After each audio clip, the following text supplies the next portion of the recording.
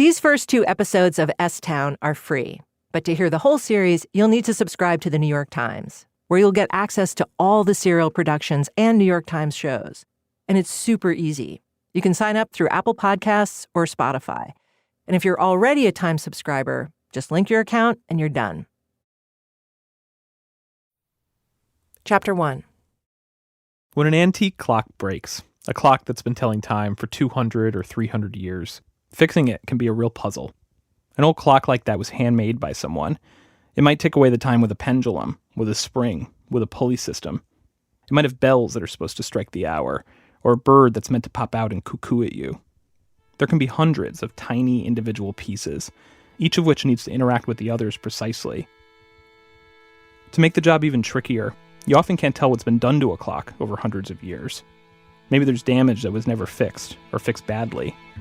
Sometimes entire portions of the original clockwork are missing, but you can't know for sure because there are rarely diagrams of what the clock's supposed to look like.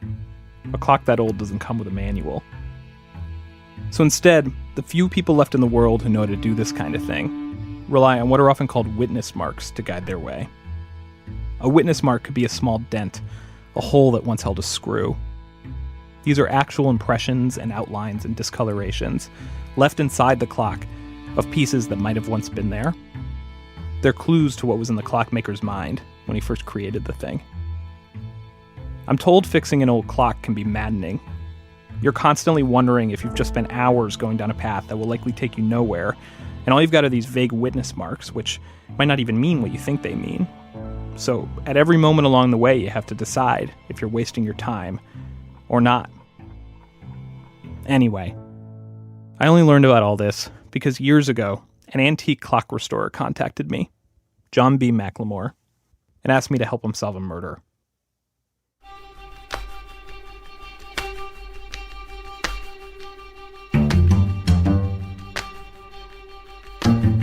Something's happened.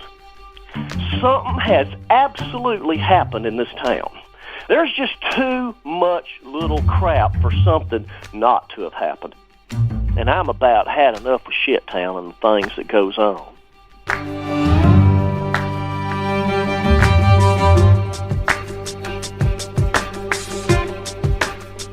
From Serial and This American Life, I'm Brian Reed. This is Shittown.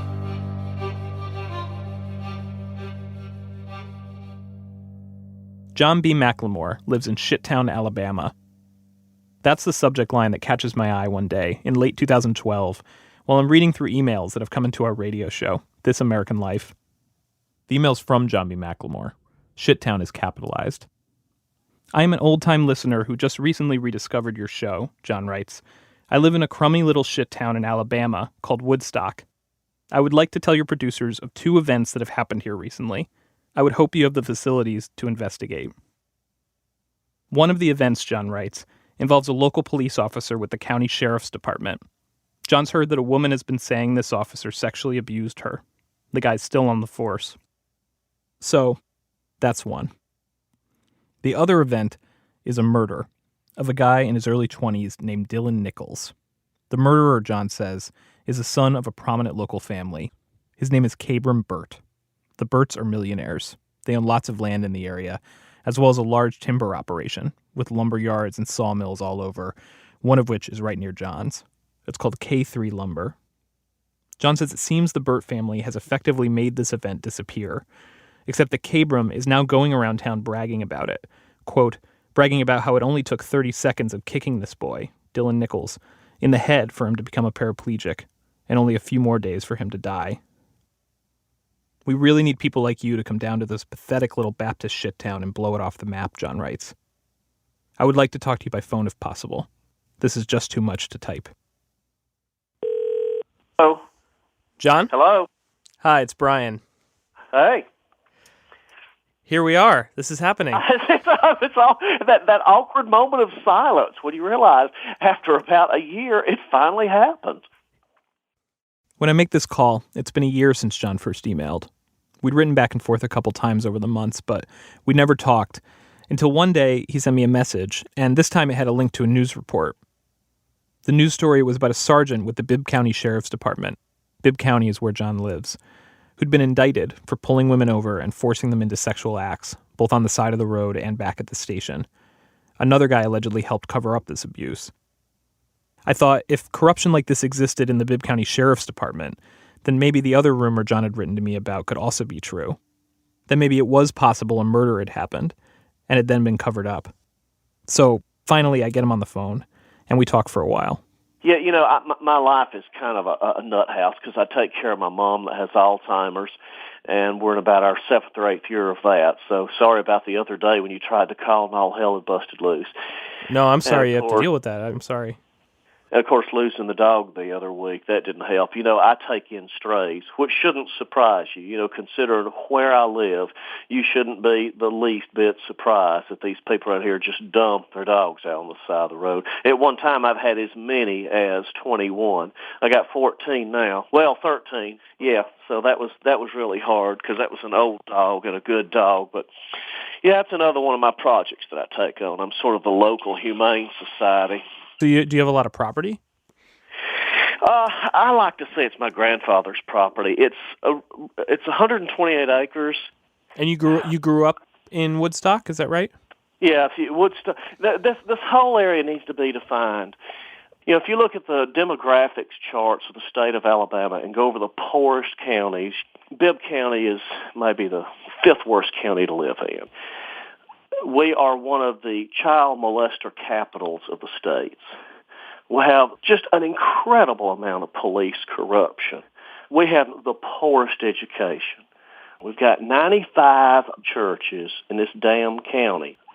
We only have 2 high schools, no secondary education. And we got Jeebus, because Jeebus is coming. And global warming is a hoax. There's no such thing as climate change and all that. Yeah,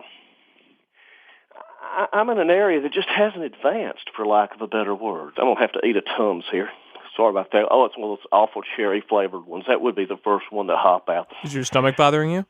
Oh, I have constant acid reflux. I've had it all my life. So can you tell me, why did you email me? Well, the original reason, which I gave you, was just some of the things I had heard about some of the goings-on down here. Remember I told you about the boy Dylan Nichols that got murdered, and apparently that was swept under the rug. I guess we'll cover that one first. Yeah, tell me. Just tell me what happened. I mean, you kind of mentioned this in an email, but there wasn't a lot of detail, and I did a little Googling online and didn't really find much. So, yeah, tell me what do you know? That's one of the things y'all have the capability of doing is finding much. All I've managed to find out is that Dylan Nichols went to school down here at West Blockton High School. Basically, I've got these kids out here digging a hole between the house and the yard in the summer, and we're going to plant some cast iron plant. That's Aspidistra elator, in case y'all don't know. I don't know what either of the things you just said are, but that's fine. Okay, well, it's a scientific name. That's a cast iron plant. You know how these kids talk on cell phones all day long? You can't get them to do nothing because they're on their cell phone. And they're tweeting and they're YouTubing and they're always on Facebook. I'm out there on the back porch. If you keep your mouth shut, you'd be surprised what you can learn. Because, kids around here have grown up so destitute they don't have enough sense to be ashamed of anything. They'll just tell everything. One of them yakking away that Dylan Nichols is in such and such hospital. He's a quadriplegic now. He just got into a fight with Cabram Burt, and he's not expected to live through the night.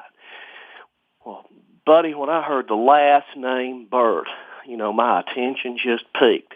I decided I'd stick my nose in and ask, this isn't by any chance related to the famous Burt family down there that runs the K3 lumber store in Green Pond and the, KKK lumber mill in Vance, is it?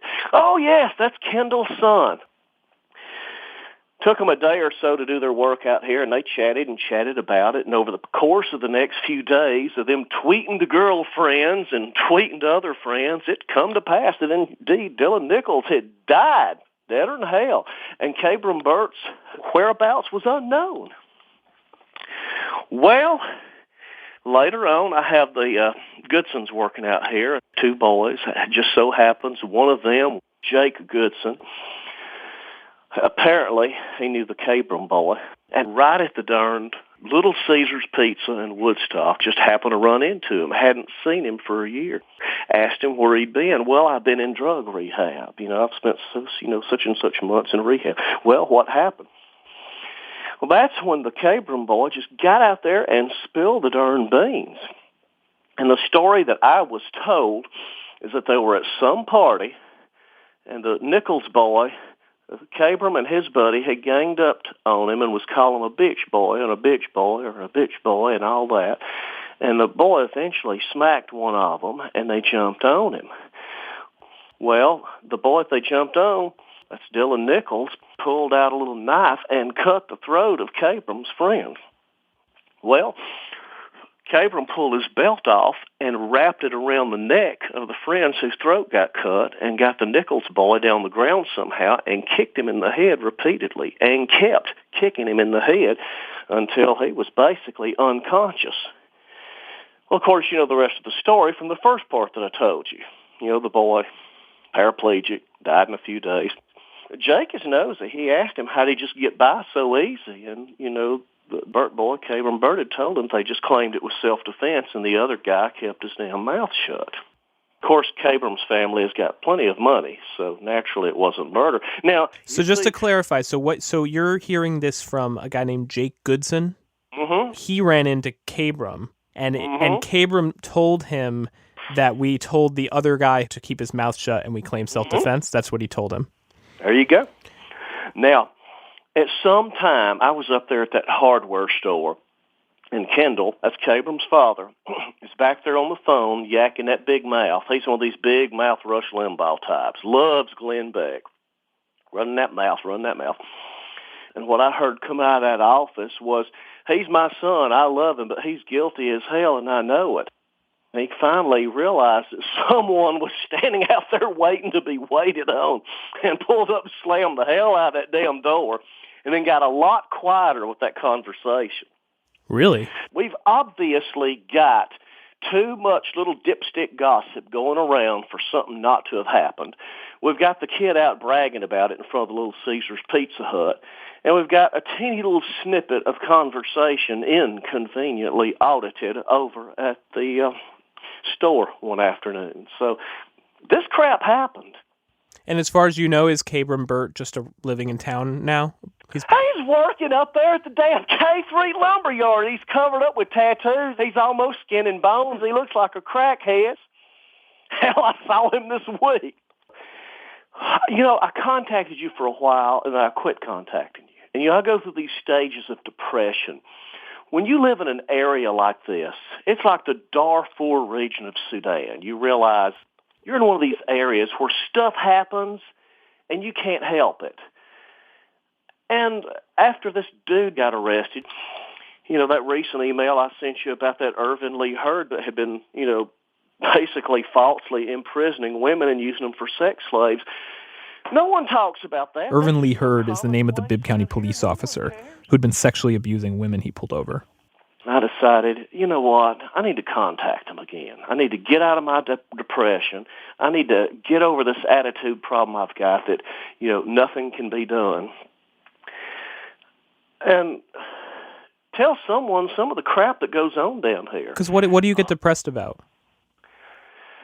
Oh, my God. I am 49 years old, or is it 48? Well, I'm closer to 49. I should have, boy, if you use this in the future, you'll sure have to have a cuckoo bird bleeping. I should have got out of this goddamn fucking shit town in my 20s. I should have done something useful with my life. I love my home. I don't know why. I've lived here all my life. My mom's lived here all her life. My dad's lived here most of his life, and Grandpa Miller's lived here all his life. Places like that should be important.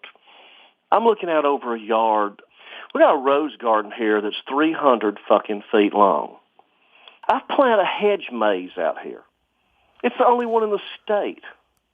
You can go to Google Maps and enter 33.202461, negative 87.13. Whoa, slow down. Let me type this in as you're telling me. I should actually bring you to the center of the maze. Tell me the numbers again. 33.202465, negative 87.1.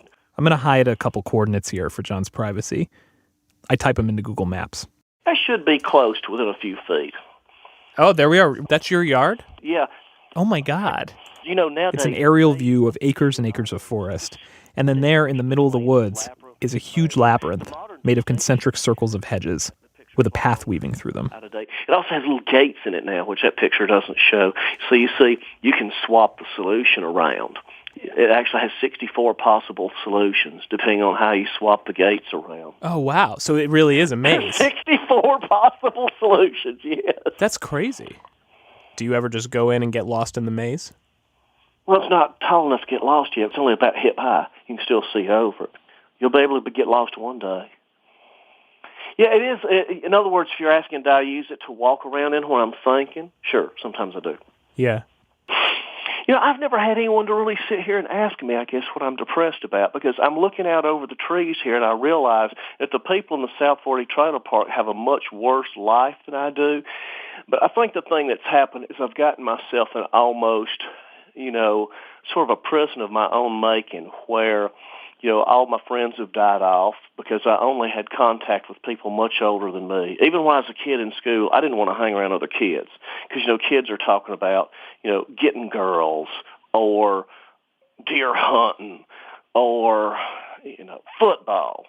Whereas I was interested in the Astrolabe, sundials, projective geometry, new wave music, climate change, and how to solve Rubik's Cube. But you can't tell a redneck that the cool, Greenland melt falling directly into the less dense water where the thermohaline convector normally heads back south is sufficient. Firstly, try to explain that the Earth is more than 5,000 years old. John, is there, I'm curious, is there anyone down there that you're able to talk about these gripes or ideas with, and you feel like you're on the same page? My lawyer, the town lawyer, he's everything I've talked with you about, I've talked with him about. Now, he lives in Tuscaloosa. He's got too much sense to be living down here, but absolutely, I'll go over there and talk with the town lawyer every now and then. But that's it? That's all you've got? Oh, you're beginning to figure it out now, aren't you? So why don't I move? There's got to be people in Fallujah right now or Beirut that just asked each other the same question. Why the hell don't you get out of here, Hassan? And Hassan's answer is, I don't know. Hassan has probably got out there and made, a sand maze or something. His aging mother can't decide which one of her hijabs she's going to wear that day. And she ends up peeing all over herself. He has to clean her up or some damn something. He keeps thinking, okay, maybe one day it'll get better, although secretly he knows it never will. I have this old crummy Ford truck. You can't be a redneck and live in Alabama without a damn Ford truck, can you? And I keep thinking, could I put everything that I would put in that truck and drive down that driveway for the last time? But then again, who'd take care of Mama? Who'd feed the puppies? Who'd water the flowers? Who'd prune the maize? You must think I'm just totally nuts at this point. No, I understand. It's home. I'm sorry if I got off subject and all that. No, it's all good. Well, I can point you back to it a little bit. Why do you think it's important to try and figure out what happened with this?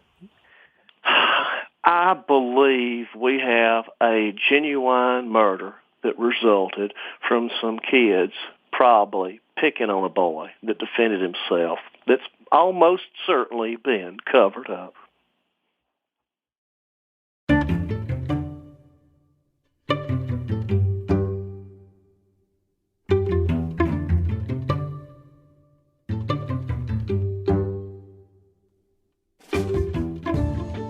After that first conversation with John, I do some research online, and I find no evidence of this murder.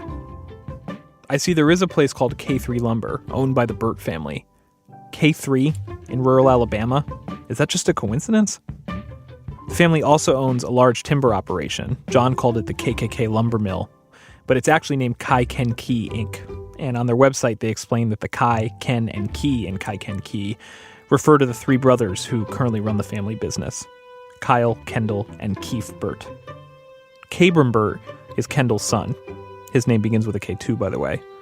I discover a Facebook page for a Cabram Burt in the area with just a single disturbing post that tells people to raise hell and kill black babies, though it uses a word other than black. I don't know if Cabram made this page or what. I also find court records for DUI charge that suggest that maybe he did disappear for a little while, like John mentioned. At one point, there was a stretch of court dates he didn't show up for, and a notice from his lawyer telling the court he hadn't been able to reach Cabram. Other than that, I find nothing. Nothing about a murder or even assault involving Cabram, or an obituary for Dylan Nichols, or any event in newspapers or court filings that seems like it could be the fight John's talking about. Honestly, there's not much about Bibb County online at all. But John kept emailing me. He kept insisting this was a story I needed to cover. And when I'd call him back to say I was having trouble finding anything or to just quickly double-check something with him, almost without fail, we'd end up on the phone for hours, with him going on, not just about the murder, but about his life and his town. We talked on weekends.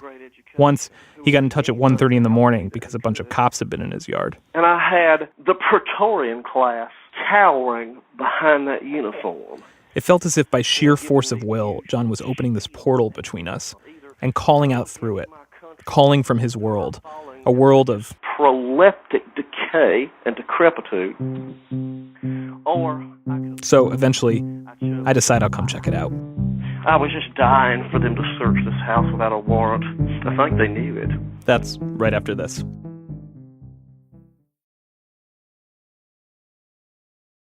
John says his hometown is filled with proleptic decay and decrepitude.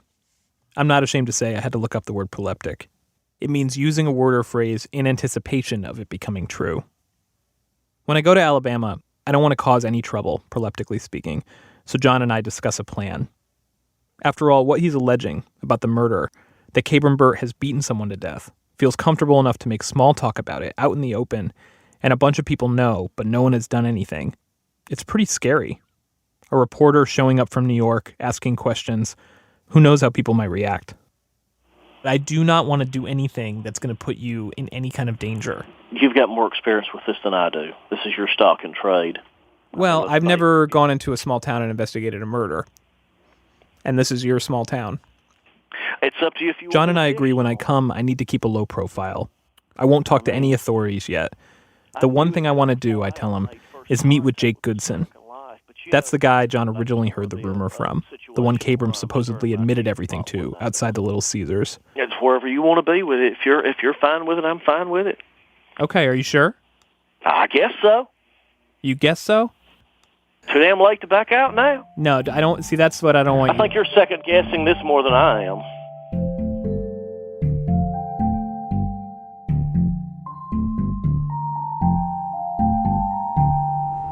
John's Road. On a windy afternoon in October 2014, I'm driving through Woodstock, Alabama, about 40 minutes southwest of Birmingham, headed to meet John for the first time. To get to his house, rather than use his address, he suggested I navigate by latitude and longitude. And even then, I miss his place the first time past. It's just thick woods all around. From the road, I have no idea there's a house back there. But when I come back by, I notice there's an opening in the trees and a dirt driveway cut through the forest. It takes me deep into the woods, trees arching over it, until finally I reach a clearing with an old wooden house with 3 chimneys that looks like it hasn't changed since the Civil War. The whole place feels like it's of another time, and it is, literally. John doesn't follow daylight savings, so his property's on a time zone separate from the world around it. The front door of the house opens, and a man comes bounding out of it.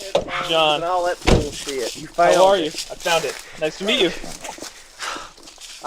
There's no nice to meet you back, no how you doing, no handshake. John just takes off around the side of the house with a pack of dogs following him. Let's see if we can see Mexican petunias blooming. Sure. Come on, Pipsqueak. He's a redhead with red goatee and glasses. Looks a bit younger than his 48 years. In ratty jeans and ratty sneakers and a Sherwin-Williams t-shirt that he probably got for buying a can of paint at the hardware store. Presumably he's giving me a tour, but I'm scrambling to keep up with him. He's naming the plants all around us as we move. Goldenrod, Russian sage, a climbing Ladybank's rose. There are stone walls everywhere, wildly colored bushes, a giant bed of purple petunias stretching for hundreds of feet. There are apple trees leaning on trellises, tilted at a precise angle to lengthen their stems. There's a sweet smell floating on the breeze. The smell of the thorny Elaeagnus bush, John tells me. John's 13 dogs are running around freely, and they have a doghouse that is an actual house, with 2 floors and a small swimming pool outside made of stone. You're not afraid to walk 910 feet, are you? Nope. John and I go past his workshop, which I'll later learn is filled with disassembled clocks, as well as the rare machines and tools and chemicals he uses to restore them. We go past a big trailer and 2 old school buses, one yellow and one blue. They're filled with lumber for John's house that he's aging, to get the wood as close as possible to what they used to build the house 200 years ago. We go through a small gated cemetery where the people who built this place have been buried since the 1880s. Having finished life's duty, one footstone reads, they now sweetly rest. Later, we'll also meet John's mother, Mary Grace McLemore. How do you like down here? I'm sorry? How do you like down here? I'm enjoying myself very much. Sir, I'm enjoying myself very much. I'm glad. Yes. She's a tiny, brittle-looking woman who, I swear to you, can go a whole conversation without blinking once. She's been on this land her whole life. Forever. Seems about right. This is an old area. Yeah? Where we live, it's real old. How old? Since time, I reckon. Rosemary that the winter killed. An old house that looks like Nosferatu. Finally, John and I reach a hill. We come to the crest, and there it is, the maze, stretching out below us. Though he and I have completely different reactions to it. Oh, God, here we go. See the brown from here? Oh, my gosh. John's upset. They've been in a drought for weeks, a D1 drought. He's been monitoring it. And he sees the hedges turning brown. But I'm just in awe. The maze is so cool. Oh my gosh. Of climate change. I mean, you may see climate change, but this is an incredible approach, John. You know, we're going to have to get the damn cutters. I said before y'all came out here, I was going to get out here and do something, but it never happened. I just got miserably depressed and said, screw it. I have chills. Chills. I have chills. Look at all the brown bushes over here on this side. I don't even see the brown. There's all these green. This is incredible. I think it's... We enter the maze, and John rearranges the position of 3 gates inside. Go ahead and put this one here. To set a new solution. Let's go ahead and move this one off to here. There you go. Now it's all screwed up now. Let's see. John built the maze as a series of splits. One path comes to an end, then it splits left and right. Each of those paths end, then they split left and right. Over and over again, you have to choose which way to go. John and I are walking through, trying to reach the middle. You know, I designed this thing myself, so it was designed by a madman. That's what people tell me. I do feel like I'm walking around in your brain or something. Just imagine when it gets over your head. Saved on John's computer is a comic, and when I think about it now, I realize it captures his worldview perfectly. It's 3 drinking glasses with arms and legs and cute little faces, each with the same amount of liquid inside. The first one smiles and says, "I'm half full." The next one frowns and says, "I'm half empty." The last one throws both arms up and says, "I think this is piss." Later, John will take me on a tour of Bibb County, and this worldview will be on full display. He'll rattle off a constant stream of grievances as we go. Historic buildings are being demolished overnight. Dollar Generals and Walmarts are popping up in their stead, serving a populace that is getting fatter and more tattooed by the day. Another junkyard.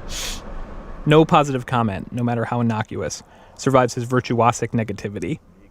At one point, I mentioned that the landscape around here is really quite pretty. There you go. There's our legacy. Going down the road. Lumber truck. Carting away that pretty landscape, one tree at a time. In the afternoon, it'll start to thunderstorm, something John has been saying all day that they desperately need to combat the drought. So that's good, right? We're getting rain, about 10 weeks too late. Now everything's died. I'm glad you're getting something. Everything I say. It's a beautiful butterfly. Yeah, we don't have as many butterflies as we should have this year either. It's something else that disturbs me. It's a comprehensive tour. Off on the right is where I went to high school. I like to call it Auschwitz. Yeah. See the crematorium? See the long, low killing facility on either end? No, it looks like a high school with like a baseball game going out in front. To me, it looks like Auschwitz.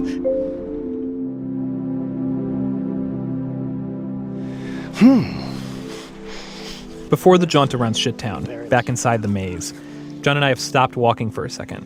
We've hit dead end after dead end, and now John is craning his neck and scoping out our options.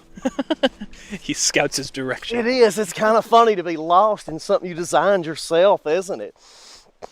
Let's see. Oh, no! We're stuck. Are you really lost, or are you putting it on for me? Actually lost in our own maze. Isn't that exciting? Oh, I see what I did. Oh, I see what I did. Evidently, while the various gate combinations create 64 different solutions, there is one combination that leaves you with absolutely no way out. Oh, God. It's possible to set it up where there is no solution, and I accidentally did that. It's like a null set or something? A null set. There you go. I can't tell if John's being straight with me. John seems so smart and in control. It's hard to believe he could accidentally be stumped by his own maze. I could see him engineering this situation to make things more, I don't know, literary, conjuring this garden path metaphor that he knows I won't be able to resist. I think this one actually gets it. Let's see. Pretty sour grass. On the phone before I got here, John had said he could introduce me to Jake Goodson. Jake, again, is in his early 20s. He's one of the guys John hires to work on his property and who John first heard about the murder from. Jake's the one who learned about it from Cabram, outside the Little Caesars Pizza. But now that I'm in Woodstock, all of a sudden John can't reach Jake. He's been working long hours at the local steel mill, John says. A job that won't be around much longer, by the way, once our supply of cheap fossil fuels implodes. But anyway, John's called Jake's wife and his brother, too, trying to reach him, but still no luck. Eventually I head to my hotel, and John and I check in later on the phone. No word, right? Yeah, I'm just kind of totally annoyed that I can't get a hold of them. It's on your damn nerves, and I know you're on a schedule. You ain't got time for a bunch of bullshit. You should get off the pot. John keeps emailing me updates. Not a damn thing so far, he writes. An hour later, just a subject line. Quote, so far, the null set. 8:38 p.m. I had to leave Bibb County to find a hotel, so I'm in Bessemer, a small city about 15 miles down the highway, where the far reaches of the Birmingham metro area dissolve into the rural counties like Bibb to the west. I'm at a Best Western just off the exit ramp behind a Waffle House. Even though I'm exhausted from traveling, I turn on the lamp and pull out the bedtime reading John's given me. Bedtime reading. That's what he called it.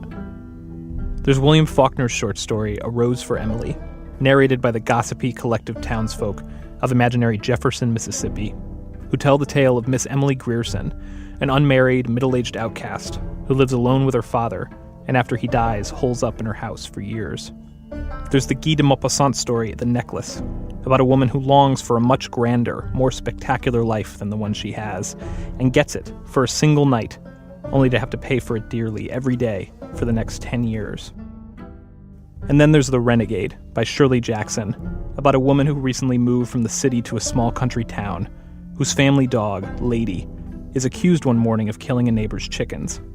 The woman listens in growing dread throughout the day as townsperson after townsperson laughs at the torture and death that will befall Lady as a result, including, finally, the woman's own children, who describe to Lady's face in gleeful detail how they will use a spiked collar to chop off her head. I notice a unifying theme to all of these stories, a creeping sense of foreboding.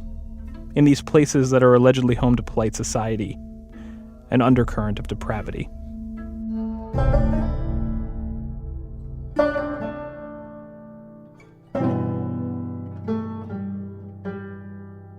Morning comes. No word from Jake. In the meantime, I try to come up with some other ideas.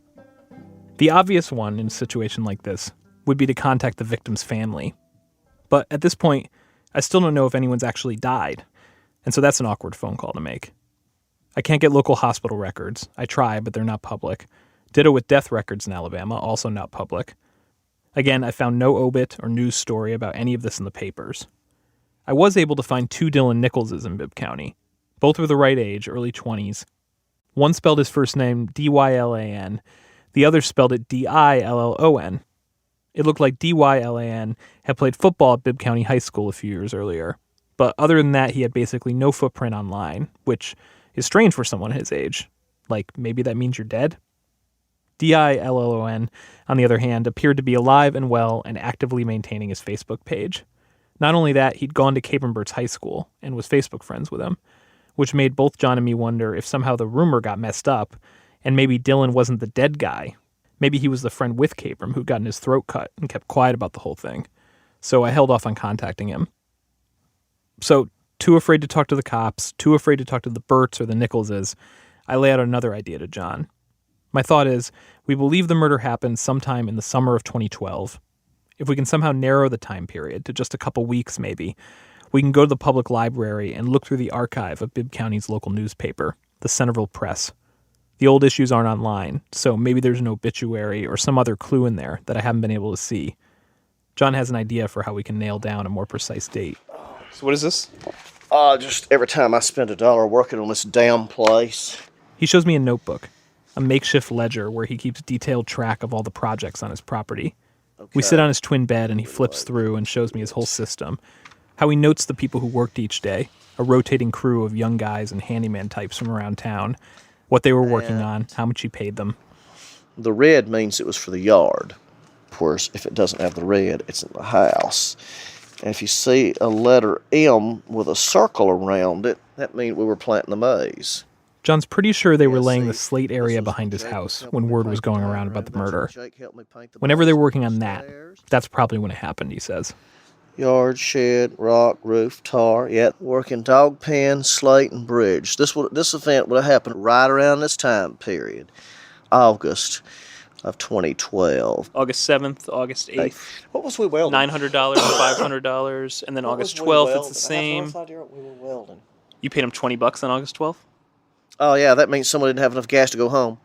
Oh.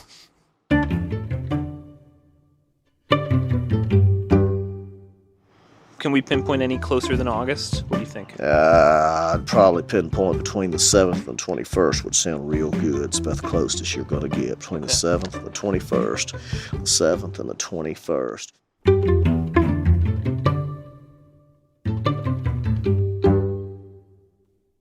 So we're off to the library, to the microfilm machine in the back room. Though by this point, I'm noticing that John's been acting kind of weird. Weird for him, like evasive.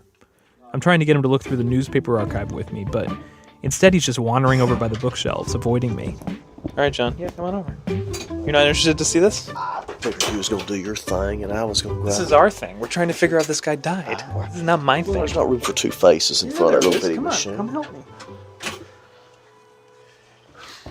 Then, as we're going through issues... All right, Centerville News. I don't know. Feels like he's trying to rush me through this. Like he doesn't want me to be as thorough as I'm being or something. You know what? If we go all the way into September and don't find anything, I bet there's no... Well, you probably don't even need to go past. Yeah. Let's do September. Look at this front page. All right, this is Wednesday, September 5th. Spinning the broken microfilm wheel with my finger, I read through every issue of the Centerville Press, mid-July through September. It gives a pretty detailed snapshot of the summer of 2012 in Bibb County, Alabama. Some cousins drove in from Forsyth, Georgia, with a 4-tier cake for Kelsey Connell's Sweet 16 party. 1,965 people called complaints into the sheriff's office. 20 people violated probation, and police discovered 14 illegal piles of garbage. The mayor of Centerville started campaigning for re-election. Some brothers went off to space camp together. A guy hired a hitman to unsuccessfully try and kill the West Blockton police chief. And Gene Ingram served chicken salad for lunch one day to Benny and Joe Russell. You know what did not happen in the summer of 2012, according to the reporting of the Centerville Press? A murder by a guy named Capron Burt, or the death of a guy named Dylan Nichols. After looking at every police blotter, every obituary, we've got nothing. Nothing, nothing, nothing. Are we going to hit that or not? What's that? Right there in front of you. Oh, yeah. But John doesn't seem to care that we're not making much progress. He's goofing off. One afternoon, I find him in his shop with Tyler Goodson, Jake Goodson's brother. Tyler does work on John's yard, too. He's here to chop up a fallen tree. But it's also clear he and John know each other pretty well. They chat easily, and Tyler has a pile of belongings that he's keeping here at John's house while he's trying to get a permanent place to live. If Tyler has his shirt on, you know he must be going to court. At least that's what his mom will tell me one day. Today, apparently, he's not on the docket because he's standing here, shirtless and tattooed, with an anatomical heart in his chest that says Misery Loves Company, sharpening a chainsaw, tooth by tooth. John's pointing to the bottle of wild turkey on the workbench. I ain't going to drive you tonight nowhere, do I? No. Hand it over here. You want to hit, Brian? Sure. Make your sticker poke out. Oh! I bet he don't hit it like I do. John is getting drunk. Tyler is filing away, telling stories about run-ins with the cops. I am standing in an antique clock shop in the middle of the woods. I take a drink. Then Tyler and John show me the 19th century French carriage clock they're restoring that they found in the junkyard, its pieces scattered about the bench. And at one point, suddenly, for no apparent reason, and certainly not because I asked, John yanks up his shirt and flashes me. I wasn't going to show you that abuse. The entirety of John's chest is tattooed, and his shoulders too, though it's all perfectly covered when he's wearing a t-shirt. The flashing is quick, so I can't take it all in, but I see a glimpse of what's possibly a beaker and maybe a clock-type thing. It takes me aback because John has made clear to me how much he loathes tattoos. They're one of the things he hates about Shittown. I believe he once called them an expression of hopelessness. It doesn't compute. That's your entire chest, John. And nipple piercings. Oh, we weren't going to talk about those. Then, as if, of course, this is the next logical subject of discussion, John gets on the topic of the Small Quantity Hazardous Waste Generators Regulation of 1998 and its effect on the electroplating trade. Trivalent gold chloride and, chelate it up into solution with single salt potassium cyanide. You buffer the pH around 10.4 and... Tyler and I give each other a look. John, meanwhile, is on his own plane. He's rolling. It's usually operated at 140 to 160 degrees Fahrenheit at, 2 or 3 amps per square foot. Do you have a spare coin, John asks. He wants to make me a souvenir. I dig out a dime from my pocket. He starts futzing around in the back room of his shop. Smells like Chernobyl after the blast in here. Untangling wires, filling up beakers, like a drunken mad scientist. Do not breathe any of that. If you smell anything that smells like almonds, you need to get the fuck. I'd say it's about this point that I ask myself, is John fucking with me? Is he just a bored guy who contacted me on a lark and never expected me to actually follow through? Is this murder not real and he knows it? It's not only the fact that he is right now pouring potassium cyanide into a bucket in front of me that makes me wonder this. There you go. Oh, shit. It's all the little moments from our conversations over the months that I've ignored or written off as just one of John's quirks. For example, the couple times, months in, when he casually raised the possibility that, you know what, maybe Dylan Nichols didn't actually die. He's either died or he's been paraplegicized. It's one of those two. Or the times he seemed cagey about putting me directly in touch with Jake Goodson. He doesn't know this is being investigated. He might get real scared and get real quiet. If you call him, would you want to allude to the fact that I had spoken to you? Or all the times John offered to reimburse my employer for my travel expenses to Alabama, no matter how much I told him I'd never let him do that, because he was so worried that the investigation might turn out to be a goose egg. Well, let's face it, you're broke. I mean, public radio's broke. We're not broke. We're good. We're good. We are very lucky. We're good. And then just so many odd little interactions I've had with John. The poetry recitations he's given me, the never-ending emails about every topic imaginable, the long, personalized lectures on climate change, the uncomfortable moments like this one, when I was talking to John about how he would explain to people in town what I was doing down there if they saw me with him. Since everyone around here thinks I'm a queer anyway, I could just tell you I'm sucking your damn dick. Oh, that would be a really good way to introduce me to your neighbors. Now John's acting as if he's not interested in the murder. I'm possibly breathing in dangerous chemicals. What am I still doing here? Which I'm sure it is. Where'd it go? Oh my goodness, the dice escaped. In the shop, Tyler continues to sharpen the chainsaw, and John drops my dime into a bucket in the large sink, hooks up wires to a car battery, runs them into the bucket, and then zaps it, cranking up the current, until the dime turns gold. I may be dead and gone one day, but you'll have a souvenir from Shittown, Alabama. A golden penny. A gold dime. Oh. Motherfucking gold-plated dime. Shit.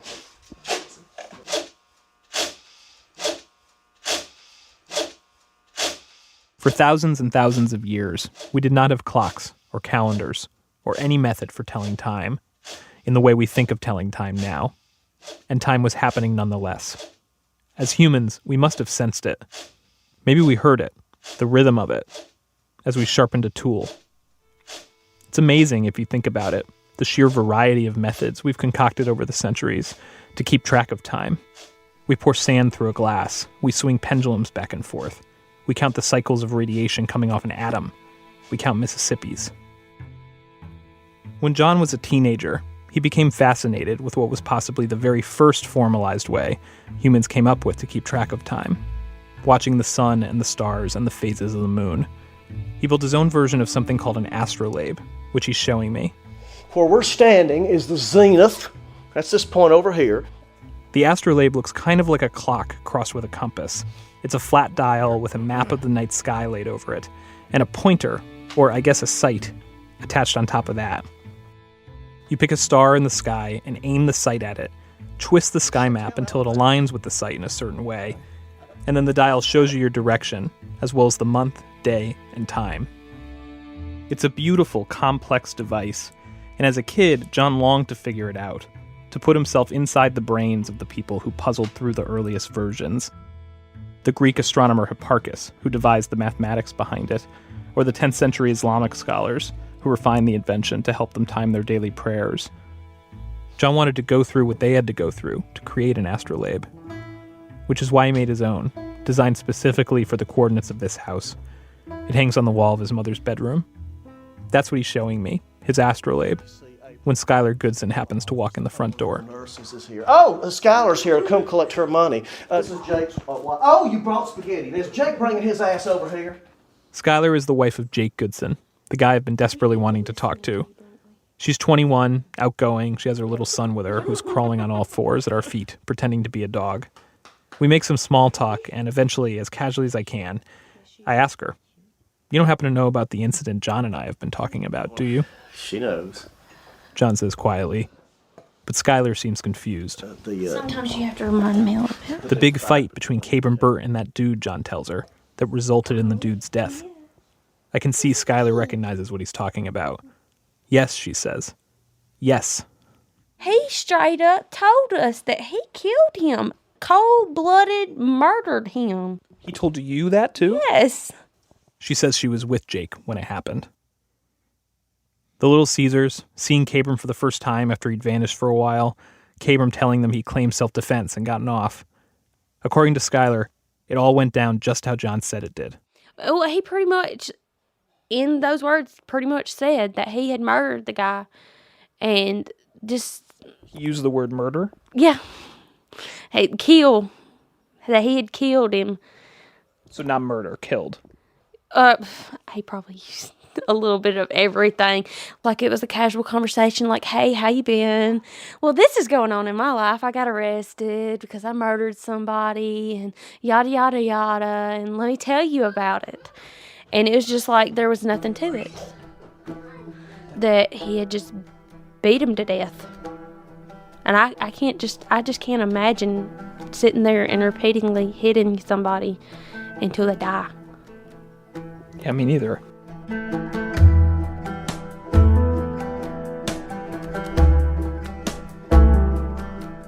What did you guys say? I mean, what were you like? Just stood there. Just stared at him.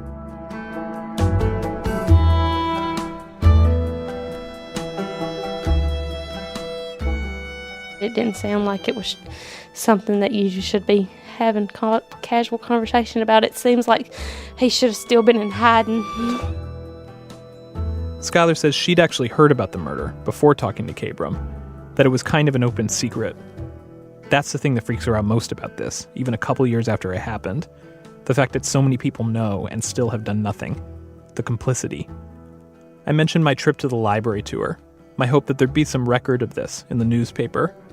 But she has no illusions about that. Most of it's probably hidden. It's not even in there. What do you mean? This town has a way of forgetting information and hiding information. If somebody don't want people to know about it, then it won't be there.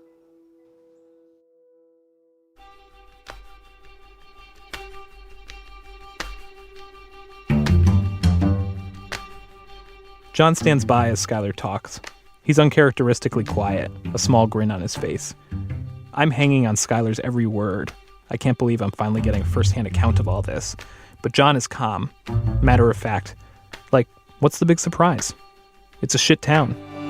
This is what I've been telling you all along.